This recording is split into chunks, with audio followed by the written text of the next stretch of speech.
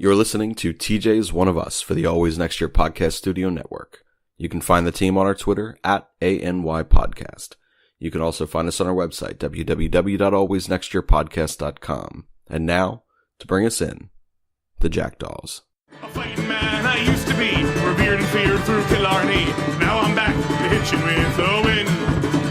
But if Mickey Flynn should ever find me, I'll throw me caution all behind me and square off on that son of a bitch again. He cracked open a river too, he beat me solid through and through, danced a jig over my unconscious frame. I won me healthy sheriff fights, well lucky son still had me life since Mickey Flynn beat me dumb and lame.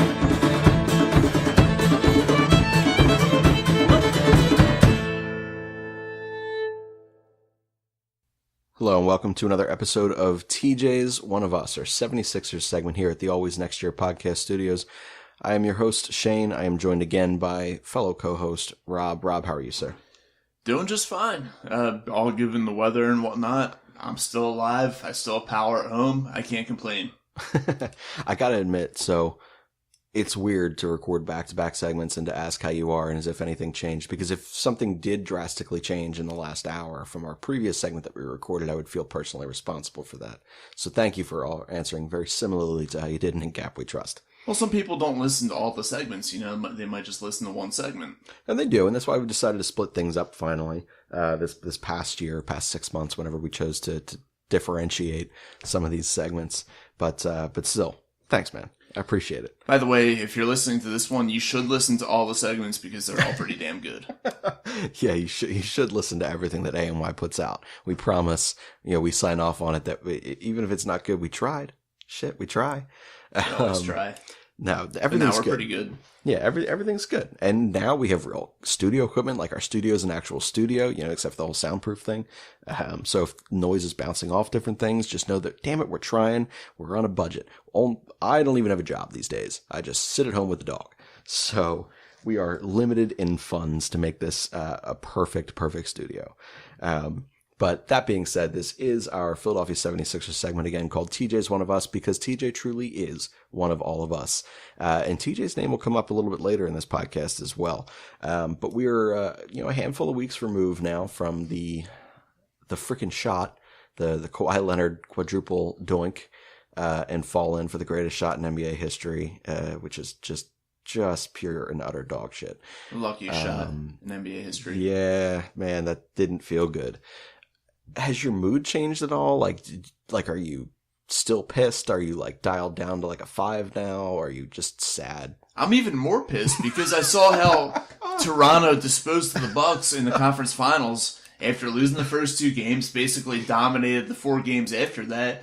And I can't help but think that should be the Sixers. Dude, me too. Sixers should be playing in the NBA finals right now, and they're not. I'm not going to blame it on Kawhi's shot. Instead, I'm going to go back and say what I said before. I'm going to blame it on losing Game 4 of that series. I agree. The Sixers should be in the NBA Finals right now. So I'm even more salty now than I was 2 weeks ago. Me too, man. So, I would assume that, time heals you the way that, Hallmark tells you and all that other crap. But, man, watching the Eastern Conference Finals, I'm just sitting there and I have these blank ass stares as I watch after the first 2 games that Milwaukee handled their business, and I was like, how the hell is this happening? We would have beaten Milwaukee too. Holy shit. We may have done it even more convincingly so than what Toronto did. We might have done it in 5 games. But who knows? But it just, oh my God, it pisses me off. Just to absolutely no end. And we had a better game plan for Kawhi, which means in my brain, I feel like we would have had a better game plan for Giannis. To make the rest of that team beat you is probably just not likely. Skip said it on one of his tweets. He sat there and he's like, look, if your team and your best player cannot shoot and the second best player is Chris Middleton, you're probably not going to win a championship. And he's freaking right. The adjustments Brett Brown made in the playoffs and the way that he was able to sit there and formulate a game plan that kept his guys competitive, he would have figured it the hell out. Oh my God, I'm glad that you're also angry. I'm still pretty pissed off because as we're about to sit here and watch freaking Golden State probably sweep Toronto. Let's be serious. We play Golden State well. We match up with them incredibly well. we would have given, I'm not saying we would have beaten Golden State. I don't know the likelihood of that, but I think that we would have at least gone to 6 or 7 games. Whereas I don't have the faith that Toronto can freaking do that. I mean, I wasn't as mad 2 weeks ago because I was like 97% certain that Milwaukee was going to take out Toronto in like 5 games. And for the first 2 games of the series, it looked like they were going to do that. But Toronto turned it around. They won 4 in a row. I have no reason to believe that the Sixers couldn't have done the same damn thing. And I certainly am on board with the thought that the Sixers could have won at least 2 or 3, maybe even 4 games in the finals. I mean, this could have been the season for the Sixers. Well, they sold out for it to be. They absolutely did. Every movable asset we had, gone. They absolutely did. So, yeah. And it was so close to actually being that dream season. We were a healthy Joel Embiid, a playable backup center, and a second point guard away. You know, and I know it sounds like a lot of things. Rims at the one end of the court in Toronto. Yeah, for sure. For sure. So, yeah, you know, if you're a 76ers fan and you're still sitting there pissed off, just know that you're not alone. We are all pretty pissed still, you know, at the outcome of that Eastern Conference semifinals there with Toronto. Before we get into some of the different parts of this episode or this segment of TJ's One of Us, I do want to take a minute real quick and just thank one of our original core 5, Kevin Kaskavage. So those of you guys who followed us, Kevin K was our lead Sixers guy for the first half of the year. If you followed us loyally, you probably realized that he started to kind of phase out a little bit here towards the end. Kev's actually, I can't talk about everything yet, but Kev has actually decided to branch out and do something on his own. So Kev, if you're listening to this segment, dude, all of us here at AMYP, myself included, we're very proud of you for everything that you're going to accomplish and everything that you did accomplish here with AMYP. So from all of us, Kev, we really appreciate you, and we wish you nothing but the best of luck, man. We have already replaced you. Don't feel badly about that, but his name's Connor. He's fantastic. But still, Kev, you did a lot of great work for us as an original 5, so we appreciate you. All right, so back into the actual points of this podcast here. So the run it back 76ers. This is an argument going on, or a discussion, not an argument, all over Twitter. You know, do you fully run it back? What do you do? Do you go for Jimmy? Do you go for Tobias? Do you go for them both? Do you go for freaking neither? Do you go for Jimmy and trade Ben? So many different options have come out. But let's just take a look right now just at the 76ers free agents, which is everyone not named. Joe, Ben, Zaire, Jonathan Simmons somehow, Zaire Smith, and Joel Bolden. So everyone else on the roster is a free agent to some degree, and you know, or opting out of their final year of their salary, which Jimmy is doing, and Jared Ennis is doing. Jared Ennis. I keep doing that. That damn kid, James Ennis, right? Is it James Ennis? It is James Ennis. Keep doing that. See, I can't work for people that have, or work with people that have, you know, last names of 76ers. It screws me all up. But hell of a high school bat that kid is. Anyway, so the run it back, free agents. Let's break it down here. Let's discuss. So let's start with Jimmy. Jimmy obviously wants the max. He's kind of expecting the max. Do you insult him and try to not give him that? No, you give him the max. If Jimmy wants the max, you give him the max. He didn't play up to the level that everybody was expecting him to throughout the entire course of the season. But when the game mattered, he was the best Sixer out there on the court. Yep. Especially in the fourth quarter of close games. As I said before, he was the dog who got the job done. And the Sixers badly need that. And if they don't have him next year, it's really going to hurt them. So absolutely, give him the max contract. You need Jimmy Butler back with the 76ers next season. I agree. You know, his max will put him somewhere around $33 million in that first year. You know, the one thing I would encourage people, because I've seen it all over Twitter, you know, these people sit there and they say, well, shit, I don't want to pay for 82 games and 5 years of Jimmy Butler because of, you know, look at his regular season with the 76ers. It was up and down and up and down. And you know, he's missing games here and there. Look at Kawhi Leonard. Kawhi Leonard missed 15 games. Kawhi Leonard, arguably took some games off even while playing those games. He wasn't Kawhi Leonard. Do you think Kawhi could put on the playoff performance that he's put on if he played 82 games as physical of a style as Jimmy Butler plays? Absolutely not. Hell no. But when you need him most, just like you said, Rob, when we needed him most in the playoffs, who came through as our number one option and best player on the floor? Absolutely. Jimmy Butler. You give that guy that $33 million a year and it'll go up, the first 3 years of that. You give it to him. He has earned that. He's earned that here in the city. He's earned that with his game all across, the NBA, and someone will pay it to him. I hope to God he comes here. I do think that we offer him, a unique circumstance and one that offers him the opportunity to win and win often. And I feel like as his game begin, like we would offer him the best opportunity to sit there.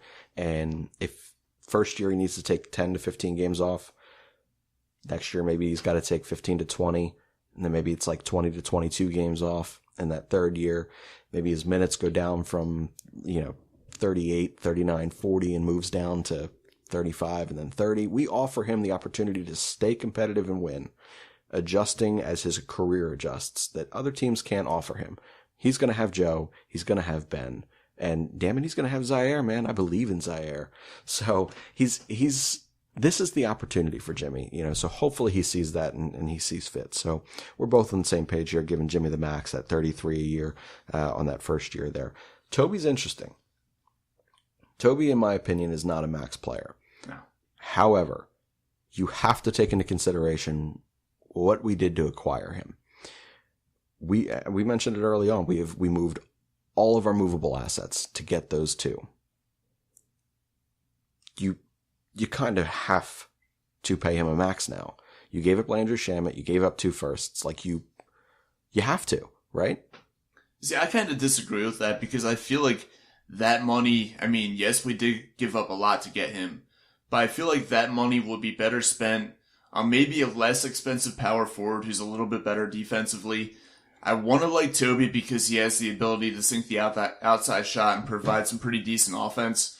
I feel like we need to go the route of having a better defensive power forward and having a little bit more money to spend on shoring up the bench. I think the bench is a glaring issue for the 76ers. For sure. And if they can get a better bench and have more depth to, give guys a little bit of a break in these big games and these playoff games where you can take a Ben Simmons off the court for 5 minutes or take JoJo off the court for 5 minutes and not really be missing that much like you were this past postseason, that would be more important to the 76ers than keeping Tobias Harris around. See, and it's weird. Like I feel like if we would have talked like a couple months ago, or leading into the trade deadline, even like what you just said would have been exactly what I would have uttered out of my own mouth.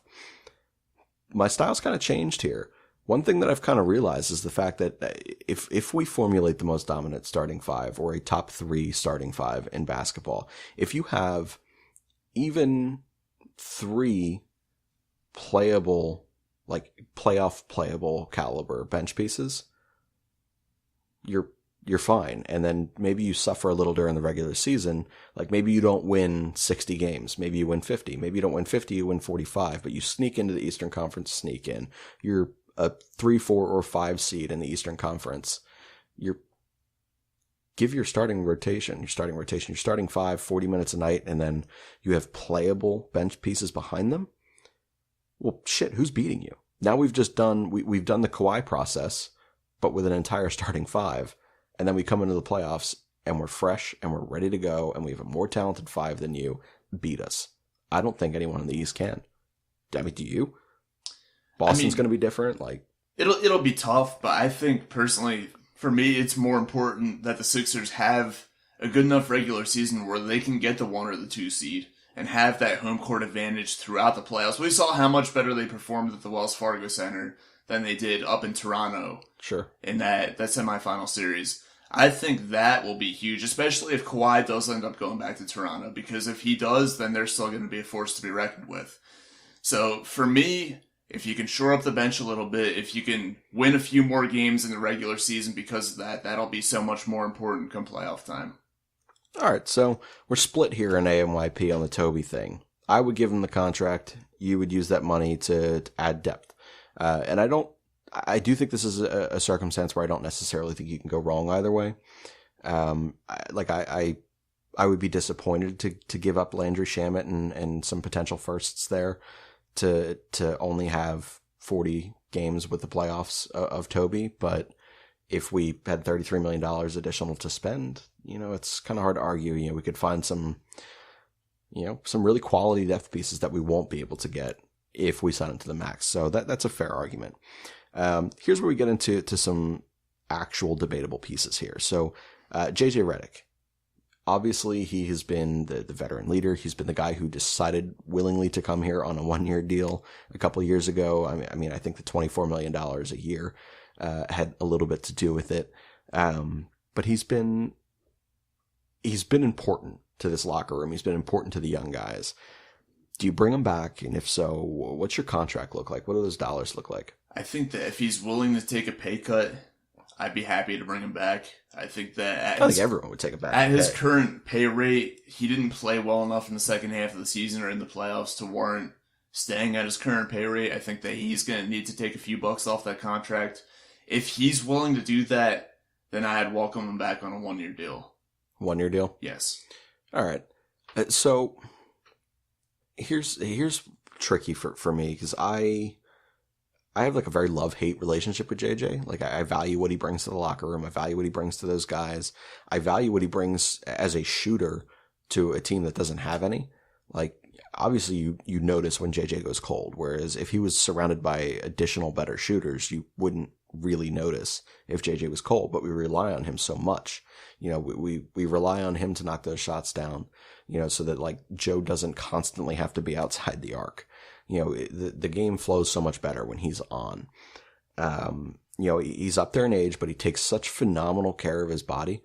And I feel like if we tackle the right pieces with our bench acquisitions for this offseason, we can lessen the minutes of JJ and we can use him the same way, give him some nights off, lessen some of his minutes. And, I'm not saying totally decrease and diminish his role, but we can save him for the playoffs. So he's fresh because he's like 34, 35 years old, but he's going to last forever in this league. He never stops moving. He takes phenomenal care of his body. He eats right. He trains. He's the ultimate pro. To me, I would go 2 years, $25 million. I know the number's a little high because he made $12.5 million this year. But to me, I would kind of front load that contract. I would give him, up to $16 million this year and then, maybe $8 million the next year, or give him 3 years and like I said, maybe front load the first 2 years of the contract and make that third year very, very inexpensive. And his role will decrease as his dollars will. So JJ to me is a guy that I keep, but I would have a limit to how high of the dollars I would go. He's 35. You can't pay a 35-year-old guy who isn't going to, be a superstar $12.5 million a year over the course of the next 5 years. It's just unrealistic, but valuable guy to the 76ers. Yeah. If I was going to give him a contract, I'd want the 1-year deal. I'd say 1 year, maybe $11 million. If we're going to go That's 2 fair. Years, I'd say 2 years, maybe 21.5, somewhere around there. Yeah. Yeah, I think right in that window, between your dollar and year and my dollars and year, I think is fair. I think it's kind of still overpaying for someone like him, but I do think that his game warrants it in Philadelphia. So, hopefully he's enjoyed his time here enough. He says that he's loved Philadelphia and it's the most fun he's had in his pro career. Maybe he willingly shaves a few dollars to help the team. I'm thinking that he's been around for a while. He's done a lot of things in this league, but the one thing he hasn't done is he hasn't won a title. And he has as good a chance to do that here as anywhere. Oh, yeah. So if he wants to win a title and he's really dedicated to doing that, I think that maybe he will be willing to shave a few bucks off that contract. I hope so. And look, he's local. I mean, he lives in Brooklyn. This keeps you on the East Coast. It keeps you, a train ride away from being home all the time. That's, especially as you get older in your career, we've seen it all across sports, the importance of being, close to home to finish out your career. It makes for the afterlife of sports a little easier. So, but yeah, he's certainly an interesting case.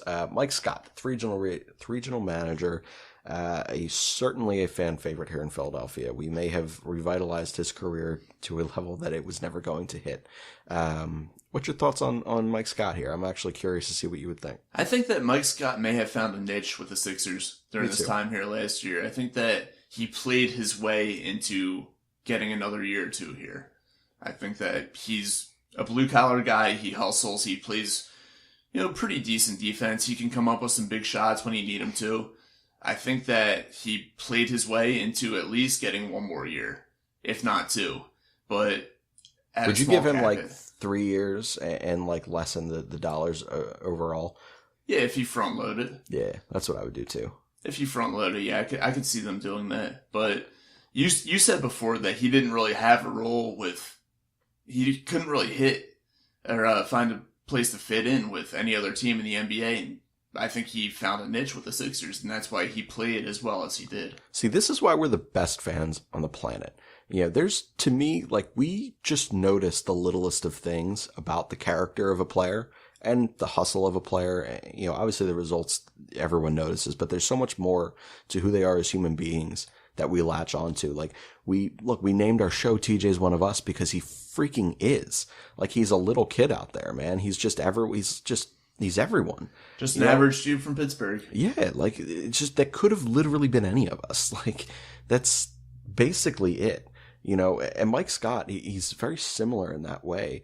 He came to Philadelphia and he integrated himself in a multitude of different ways, that just made this fan base electric over him. To me, I think that especially if you let TJ walk, which I do think that they will, unless, of course, like, if Jimmy comes back and Jimmy says, I want TJ here, or if Joel Embiid says, I want TJ here, he'll be here. But, for me, Mike Scott, I feel like it's a 3-year deal between 18 and 21. I don't think it's an overpay. I do think that given his playoff performance, that he's kind of almost Lavoy Allen-like played himself into an additional NBA contract somewhere. So I think that we will have to go to that, like, between $6 and $7 million. But I would do it. I was impressed enough with his character, and I was impressed enough with his game. And I feel like if given an entire offseason with this organization and with these players, I feel like his role could become even more, increased and just fitting for Philadelphia. I agree with that, and I could see a 2-year deal. I'd say maybe $12 million. You pay him $7 the first year and $5 the second year, or maybe $6.5 the first year and $5.5 the second year. Yeah. Yeah, I think it's fairly fair value for a guy like Mike Scott. Again, a bench piece that, it's rewarding someone who was there for you when we did not have another playable soul on that bench. Outside of this next name, James Ennis. Nailed it. Took you long enough. I know. I keep advertising different people. But yeah, he's interesting. So he opted out. And look, he opted out. I think he's due to make like $1.5 million. Like, he did the right thing. He is interesting to me. When he was healthy, like, there was a very clear increase to the 76ers game in the Brooklyn series when he came back from his injury, because we had a playable swing that we did not have previously. So to me, I find a lot of value to him. But unlike Mike Scott, I would not overpay for him, like, at all. Which is weird, because I do think that he's probably going to be a little bit more consistent than what Mike Scott would be. I just think that Mike Scott's got a little bit more just get up to his game. So, Ennis, do you keep him around?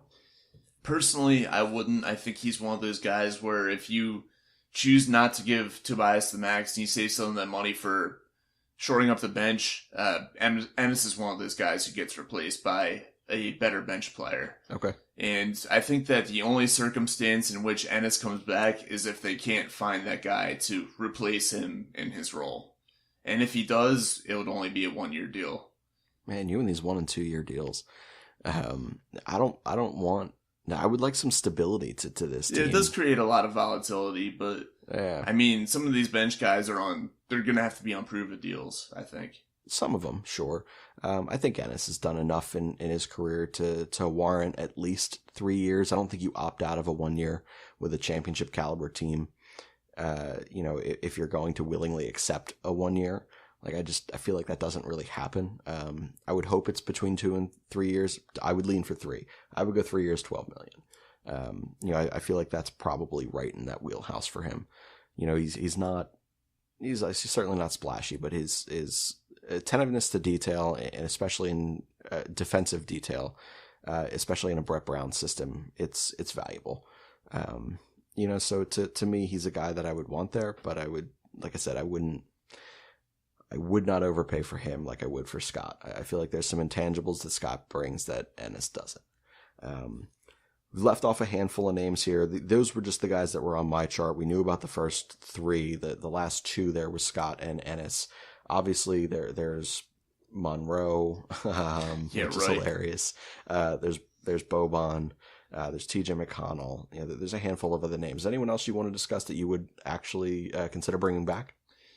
No, not off the top of my head. I think those 3 guys, they're all as good as gone. I love Boban and TJ, but they don't have a role with the team anymore. Yeah. TJ did for a few years. I think teams kind of figured him out a little bit. So right now, he's nothing more than just a very average bench piece.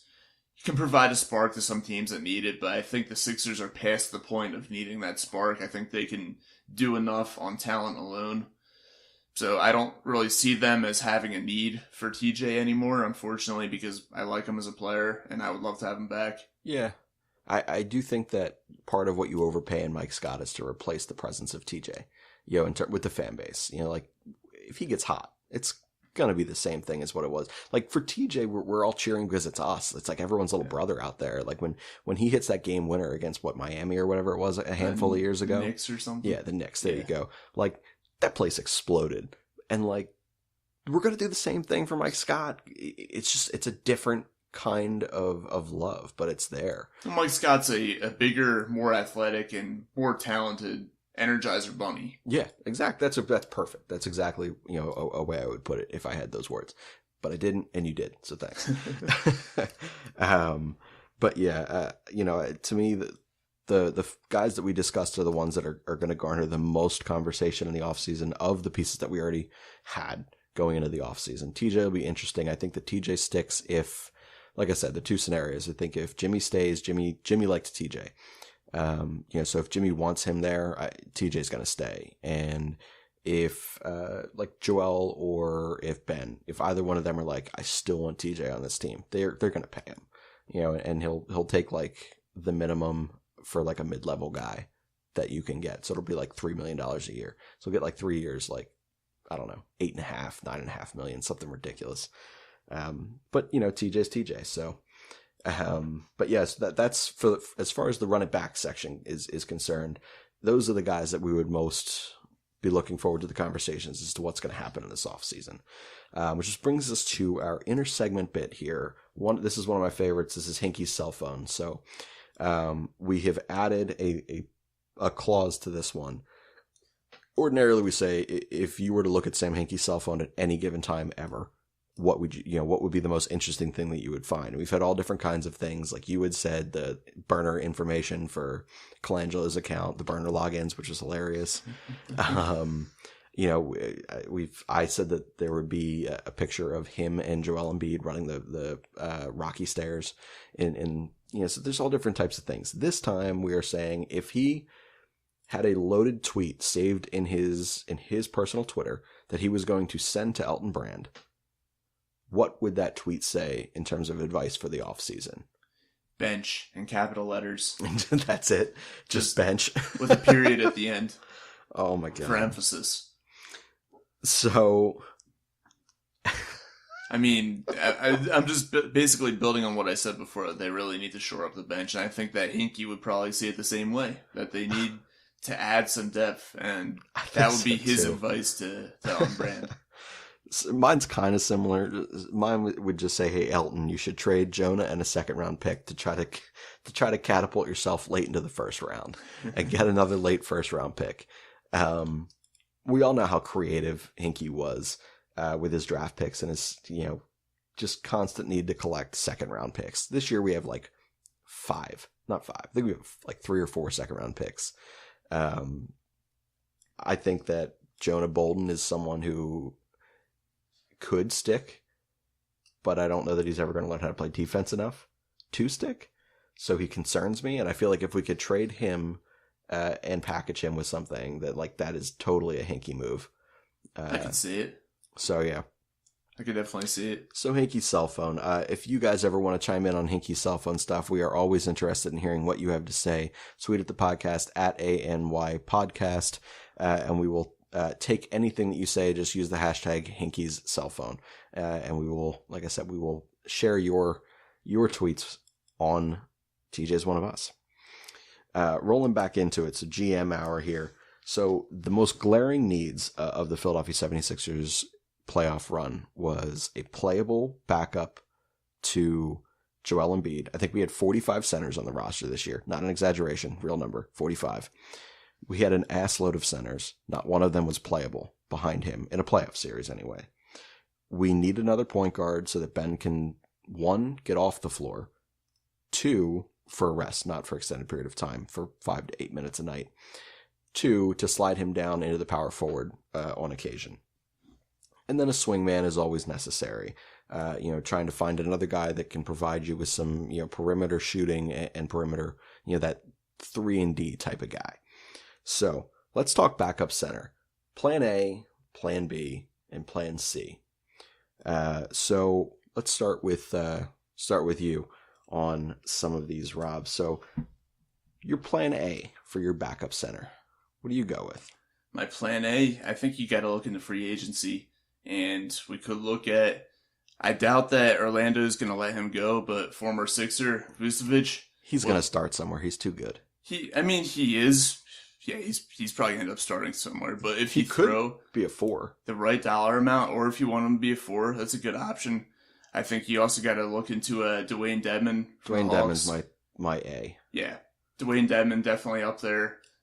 He's just about the same as Boban in terms of his salary, except he's more talented. He's not just a 7'3" guy who can dunk without jumping. He can do a lot more than that. He's better defensively. I feel like he fits the scheme a little bit better. Perfect offensive and defensively. Yes, and he's a guy who can give you good minutes off the bench, not just the 5-minute spurts that Marjanovic could do. So if Embiid, he's going to be sitting for 15, 20 games a season, you could put Dedmon in there. When he is playing, Embiid will give you 30, maybe 35 minutes, so you're going to need about 15-ish minutes from your backup center. I think Dedmon can do that for you as well. Yeah, I agree. Dedmon was my Plan A. He had a career year last year in Atlanta. I think he was averaging a little over 10 points, 6 boards. He's not a terrible passer. I think he only averaged like 1.5 assists a game, but in limited time, as a big, anytime that you can be, involve your teammates with basketball, it's a good thing. And the 76ers asked their bigs to do that. They asked their bigs to hit perimeter shooters. Whether it's JJ, whether it was Toby in the second half, it's a big part of their scheme. So, I feel like they wouldn't lose an identity like they would lose productivity taking Joe off the court, but seemingly you're playing someone who can do very similar things on both sides of the floor. So yeah, I agree. Plan A for me would be Dedmon. What's your Plan B? Plan B is Aaron Baines, the one who... Ooh, that's a good call. JoJo actually fought him in the playoffs a couple years ago, and I think dunked on him and pretty much turned him into a Kodak moment. It was fantastic. Baines I like what he can do. He's a versatile guy. He can jump outside and hit the 3 if you need him to. Plays good physical defense inside. Not going to set the world on fire. Not going to be on any highlight reels. But he's a good blue-collar player who gets the job done when you need him to. And he proved that with Boston. He fit their system really well, and I feel like he would fit the Sixers system pretty well, too. Yeah, as far like, obviously the 76ers like their bigs to be able to shoot from the outside. It doesn't always have to extend to the 3-point line, but they like them to have that type of versatility. And Baines certainly does. And he's a gritty player. Like, he's got that attitude.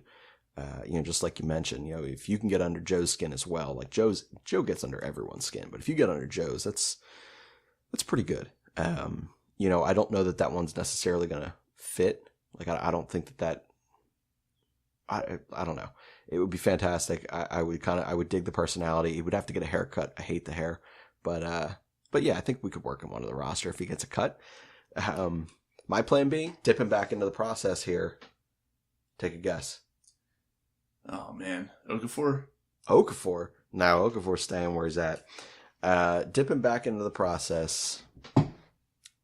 2 games of JaVale McGee. JaVale learned how to play basketball. I didn't even remember that he was a Sixer. Yeah, I think he was there for like less than a week. 2 games, man. That's not fair to say dip him back to the process for that. Look, he was part of a trade. Technically. He was technically part of the process, and I would barely part of the process. I know, but he was there. So JaVale McGee has learned how to play actual basketball and controlled basketball. And is he perfect? Absolutely not. But is he athletic? Yes. Can he rebound? Yes. Can he pass? Yes.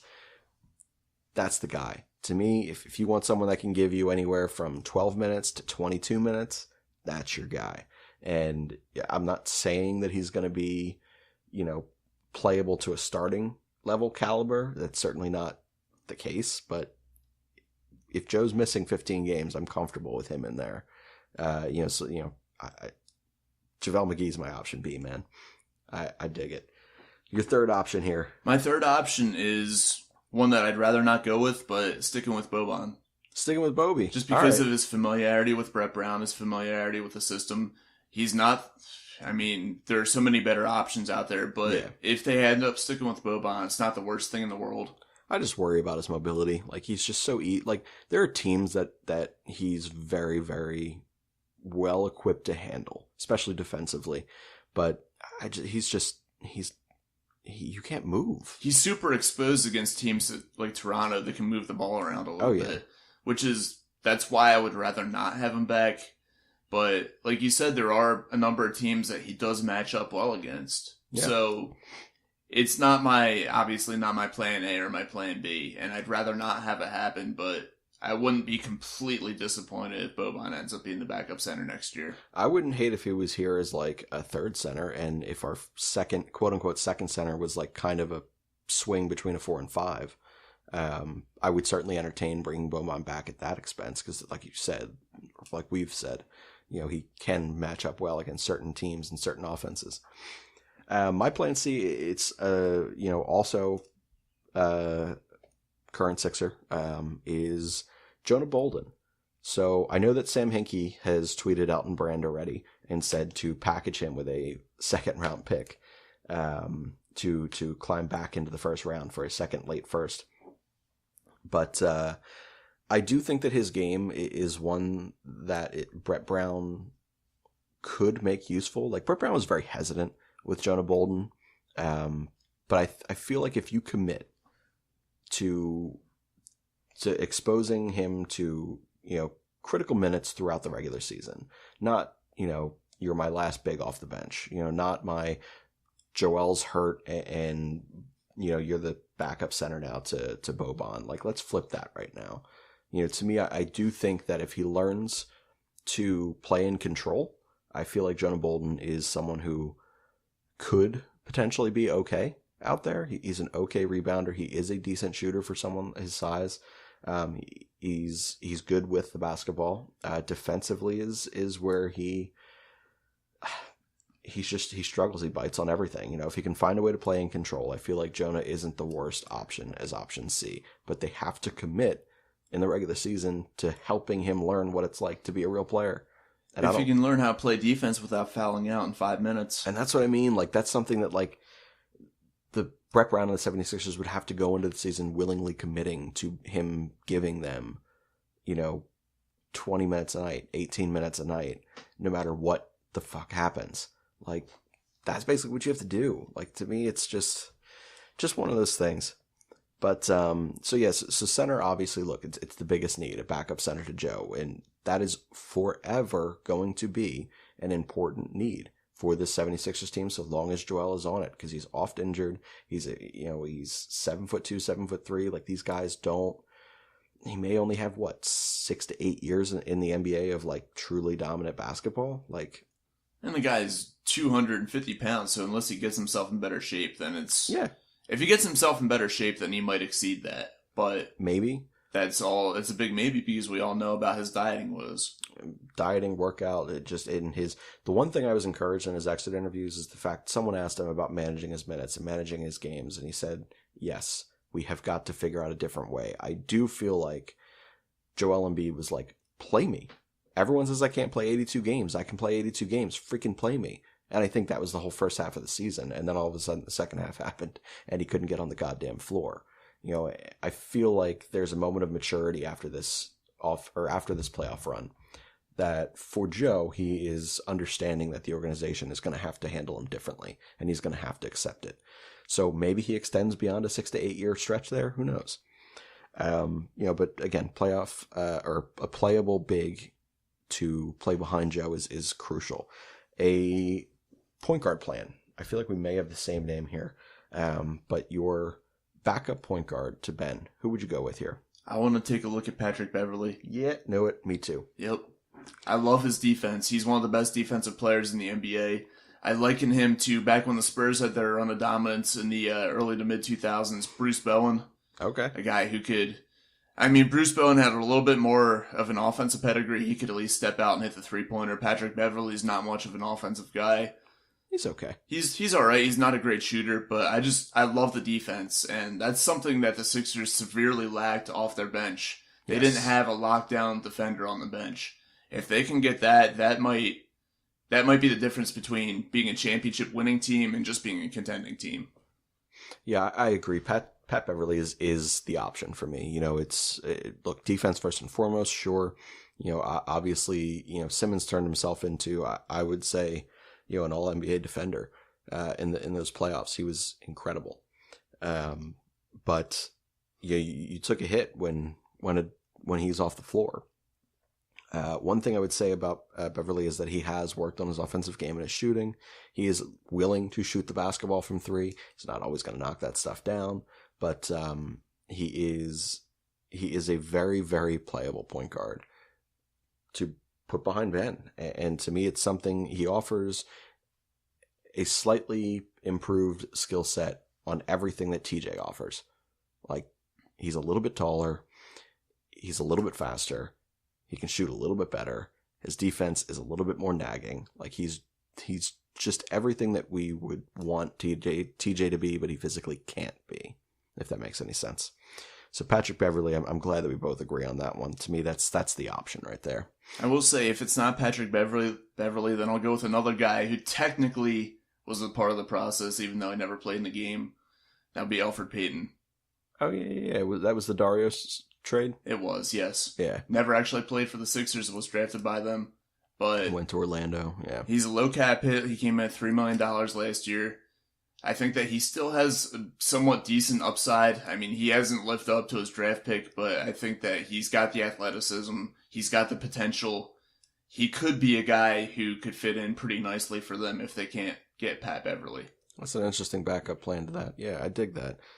Another process connection too. I can always appreciate just barely for about a few minutes. Who cares? Look, man, they're all process pieces to some degree, man. When the process inevitably wins a championship, they're all getting their own damn ring. For 5 minutes of Sixers of being employed by the 76ers. All right, and then a swing man. So obviously, you know, we want a 3-and-D type of guy. We want to surround Joel Embiid and Ben Simmons with shooters. Who are you taking if you have your option on any particular swing man that's available or trade? Swingman, there are a few options out there. I like Jeff Green in his experience. He comes in at a cap hit under $3 million, so he's affordable. He's been around for a while. He's a veteran. Danny Green? Jeff Green. Jeff Green was with the Wizards last year. But he played for Cleveland when they went to the championship 2 years ago. Oh, yeah. I don't know why I was blanking on that. Yeah, there's a lot of Greens in the NBA. Yeah, well, Danny Green was one of mine, so that's why I was like... Danny Green's another good option, but Danny Green's going to come in at a higher cap hit than Jeff Green will. Yeah. I think Jeff Green, you know, a bit more of a blue-collar guy. He can hit the three-pointer. That's really the forte of his game, is being able to hit that outside shot and play some good defense. I think that if they're looking for a cap-friendly option, then he's one of the guys that they need to look into. Yeah, look, I'm Danny Green as well, or Danny Green instead of Jeff Green. Danny Green is someone who I don't think he'll command quite the cap hit that you think he will. He is like 34, 35. To me, it's he provides similar skill set to JJ Redick. And I could see that being valuable for 15 minutes a night.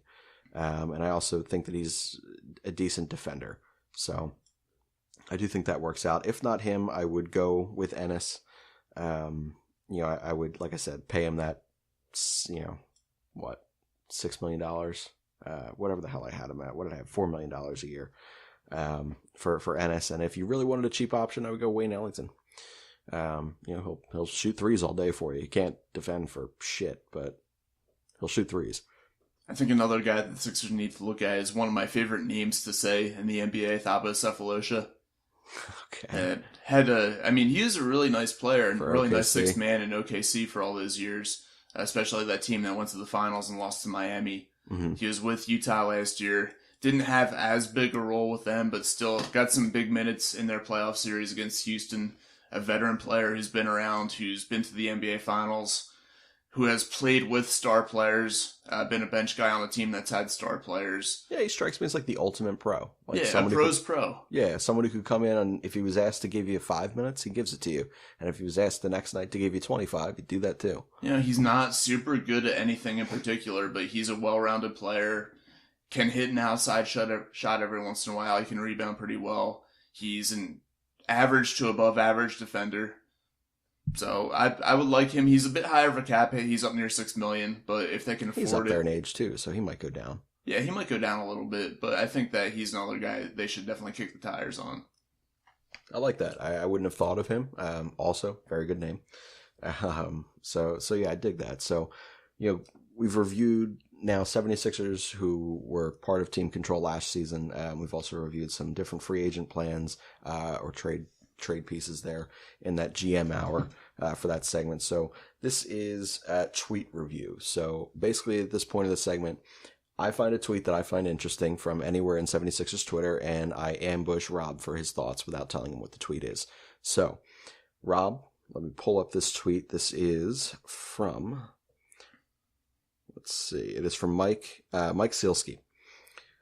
This tweet is about Zaire Smith, by the way. So, I think he's an all-defensive player in the NBA one day. I believe that. And offensively, I think that he is just scratching the surface of what he can be. What's your thoughts on Zaire headed into what will essentially be his rookie season without being his rookie season? I see Zaire, I think his career path is going to take him to being more of an Iguodala type player, a defensive stopper who never really realizes his full potential offensively. We all thought that Iguodala was going to be that guy who could drop 25 points a game when we first drafted him.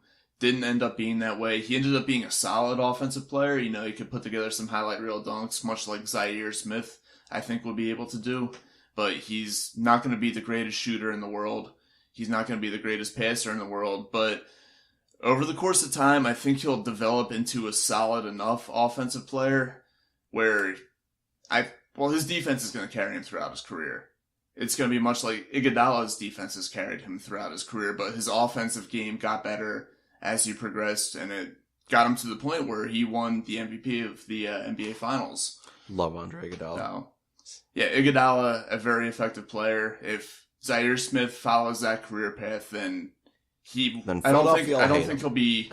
His stat line won't be worthy of. It won't show off a guy that was a first round pick, but in terms of the value that he brings to the team, I think it'll be worth it.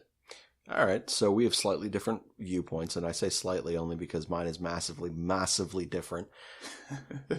I actually think that Zaire Smith, dramatic pause, I think he's going to be a top 7 player in the NBA.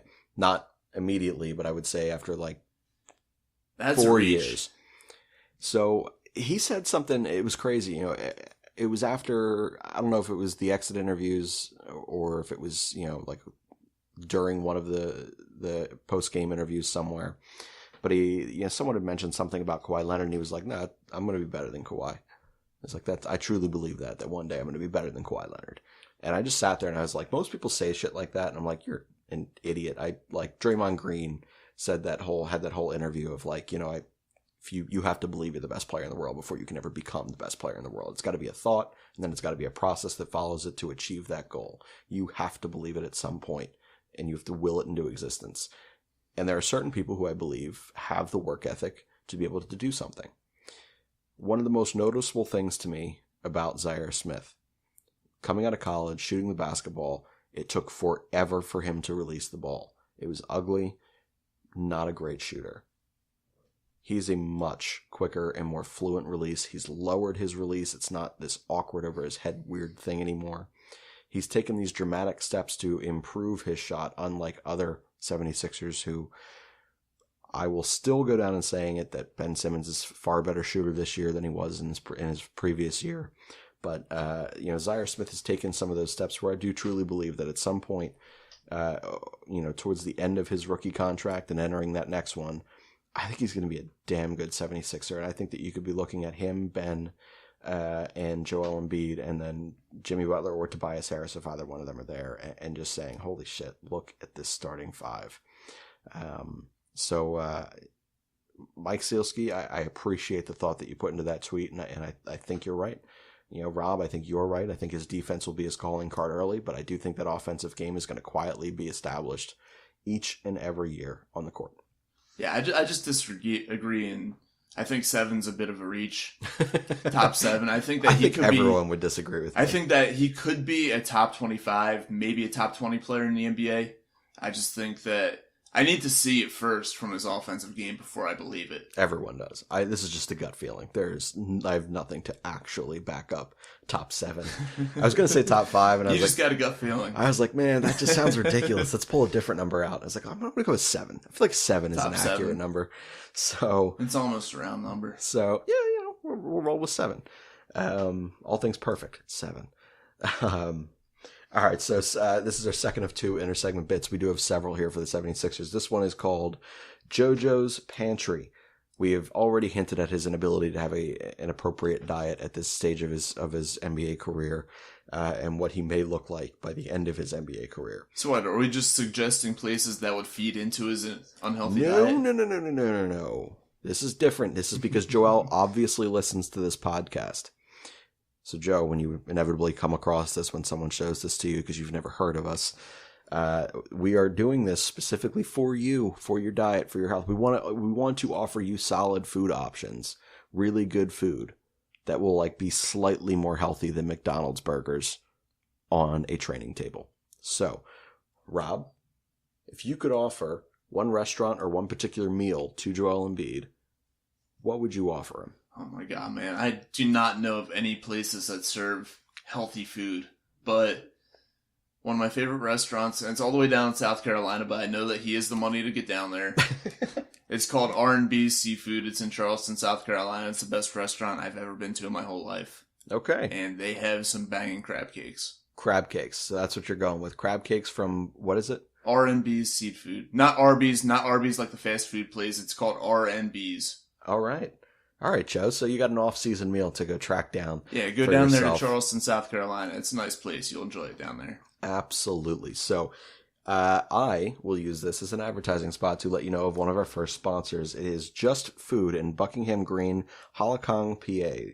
Phone number there is 215-794-FOOD. This is from one of our good friends, Rob. He also provides some of the artwork in our studio here, which we will eventually, put some pictures up on Instagram. But Just Food is a catering service. Joe, use them. Let them prepare your food for you. They are delicious. They have catered different events for me. They've catered a 60th birthday party. They've catered a baby shower. They have catered just a summer barbecue. They have catered almost every kind of different event. Just Food. 215-794-FOOD. Tell them that AMYP sent you. All right. Final thought here for the 76ers for TJ's One of Us segment. Final thought for the Sixers, man. Go for it. My final thought, I think that if they do what I was suggesting and shore up that bench a little bit, add some defense, this is a team that could win 60-plus games in the regular season next year, and I think they should be the favorite to go to the NBA Finals representing the Eastern Conference. And I think that if everything goes well, Vegas should have them as one of the top 3 teams to win the NBA Finals next year. Okay. I should have went first. Yours is a lot more positive than mine. I deeply, deeply fear that we will be the Wizards, that we will have really, really, really freaking talented, homegrown core members that never get the opportunity to win because the organization has not done the appropriate work around them, or different things occur that just derail the successes of what could be for Beal and for Wall. Now, Wall's obviously the problem there with his injury history, but it works all the same. I hope that as we've exhausted our assets, our movable assets here, in order to acquire 2 pieces that we are uncertain about going into next season. I hope that we as a fan base, we as a city, that the 76ers organization, that the players on court did enough, and the relationships built there did enough to welcome Jimmy back for this next max contract that he will undoubtedly get. I hope that Philadelphia is where he chooses. I hope that we all did our part. I hope the organization and the team did its part. And I hope that we made enough of an impression for Jimmy to be here. I also hope the same for Tobias Harris. I hope that he looks at us and says, hey, I know what they gave up for me. I know that they're going to overpay. This is the spot. And I hope we get the opportunity to truly run it back, and that we make something of that and we capitalize out of that, and we don't become just another Washington Wizards or another OKC who had to break up, in order to find success again. So that is my final thought, is to not be the freaking Wizards. Don't worry, man. AB's got this. AB knows what he's doing. Yeah, man. Look, hey, Elton Brand, Brett Brown, and all of Colangelo's people who are still freaking in place, they got it. So this is obviously an integral offseason for the Philadelphia 76ers. We will be back with another live episode of TJ's One of Us, which is interesting and fun. A live episode because we will be going live and having a live show at a community day affair, which is New Britain Day in New Britain, PA, which is just, you said just south of Doylestown? It is. Just south of Doylestown. So if you're in the Bucks County area and you want to come and support a community, a bunch of different business events. We have, there's barbecue. I think, is there a carnival there? I don't think it's going to be a carnival. It's just going to be a whole bunch of tents set up with different vendors, different things to check out. Certainly we'll be there. I know that the Cigar Lounge, the Oak Room that I belong to, they will be having their tent there. Cool. So if you're into cigars and you're into sports podcasts, it'll be a good place for you to stop by. You should date Rob. Absolutely. I am single. There you go. Most eligible bachelor on Tinder. Is that what it is? That is correct. Nice. Still the best quote And on I've Bumble ever seen. and Hinge. And every other dating service known to man. Oh my God, you should be their spokesperson. I really should. I love it. But yes, we will be there. The address for that is 229 Keeley Ave in New Britain, PA. It's 18901. Again, we will be there in the Always Next Year podcast tent. If you want to meet us, swear to God, we are not as awkward as we are. If you run into us by accident when we don't know who you are, that just terrifies us. We are all fairly introverted, but this is an event that forces us to be extroverted, so we will be significantly less awkward. If you wear your Sixers jersey, you could have the entertainment of pissing off LJ. And that would be fantastic. Actually, only ask for photographs with us if you're wearing Sixers jerseys, and we will put LJ in the photo on purpose. Our resident Sixers hater, because he's dead on the inside. So again, a surefire way to meet us, as I've mentioned on the In Cap We Trust segment, is bring your dog. If you have a dog, bring it. That is pretty much the way to get me to stop speaking, is bring a dog and let me pet it. Probably won't even say hello. I will just continue to pet your dog and let you talk to us. We will also have a microphone set up for a guest spot. So if anyone wants to come up and talk Philadelphia sports and hear yourselves on our show, we will have a third microphone set up. You can jump in on segment anytime. So again, it is 229 Keeley Ave, New Britain, PA, 18901. That is Saturday, June 1st. We'll probably be there mid-afternoon into the early afternoon there. We'll be talking Eagles football, Phillies baseball, 76ers basketball, and as always, Philadelphia Flyers hockey, with a newly named segment, Disciples of Ed. Rob, solid name. We're going to have eventually stop confusing all of our Philadelphia Flyers fans and just settle on a name. I was at the bar drinking when I came up with that name. Well, there you go. So that's where all good things happen. Yeah, drunk inspiration. Perfect. There you go. So that probably means it's stolen somewhere, but screw it. We are, for now, the Disciples of Ed, for the Always Next Year podcast. And this has been TJ's One of Us here at the Always Next Year podcast. Be sure to rate and review our podcast. Do that. I think I've said podcast like 7 times in the last sentence alone. It's been a lot. You're really reinforcing the fact that we're a podcast. Which, if they're listening to us, they already know we are a freaking podcast. So just look, follow us on Twitter at ANY Podcast. We're the podcast of all podcasts. We are the podcast of all podcasts. We are any podcast, literally any podcast. It's ridiculous. Drop us a review on your Apple iTunes podcasts. Did it again. Stitcher, Spreaker, Spotify, SoundCloud, wherever you happen to listen to audio stories of those who can't be put on camera because we're not attractive enough. That is the entire market of podcasts here. Speak for yourself. Look, man. Well, look, hey, I'm taken, so it doesn't matter. I'm screwed. My life's over. But also visit our website, www.alwaysnextyearpodcast.com. And we'll be back, like I said, on Saturday, June 1st at New Britain Day for a live show, and we will see you guys there. A fighting man I used to be, revered and feared through Killarney. Now I'm back to hitching with a win. But if Mickey Flynn should ever find me, I'll throw me caution behind me and square off on that son of a bitch again. He cracked open a river too, he beat me Sunday through and through, and such over my unconscious frame. I won me healthy sheriff fights, well lucky soul still have me life since Mickey Flynn beat me dumb and lame.